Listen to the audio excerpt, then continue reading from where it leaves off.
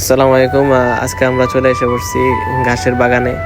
এখানে হচ্ছে সৌদি আরবের এই একটা গ্রাম সাইডের মধ্যে এই ঘাসগুলো চাষ করে। এখানে দুইজন বাঙালি তারা দেখতেছে যে আমাদের দেশের ঘাস আর এই দেশের ঘাস কীরকম পার্থক্য বা কি দেখতেছে। খুব সুন্দর। এখানে বৃষ্টি বৃষ্টি হইলে আরও বেশি ঘাসগুলা ফুটে ওঠে। তো এই তো আমিও তাদের সাথে সাথে আসলাম।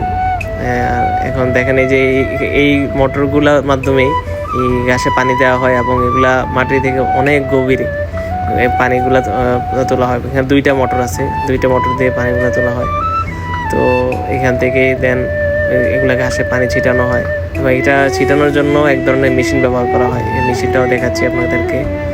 তারপরে আমরা ঘুরতে ঘুরতে চলে গেলাম একটু সামনে আগাতে আগাতে সুন্দর ঘাসের দৃশ্য, মাঝখান দিয়ে সুন্দর সুন্দর রাস্তা, কি সুন্দর। এই যে এই হচ্ছে মেশিনটা, সেটা যেটা দিয়ে হচ্ছে পুরা ঘাসে পানি ছিটানো হয়। পুরা এরকম মেশিন অনেকগুলো আছে এখানে, এর মাধ্যমেই হচ্ছে পানি ছিটানো হয়। পাশে এই যে ছাগলের ছোট্ট একটা খামার, এই সুন্দর ছোট ছোট ছাগল দেখা যাচ্ছে।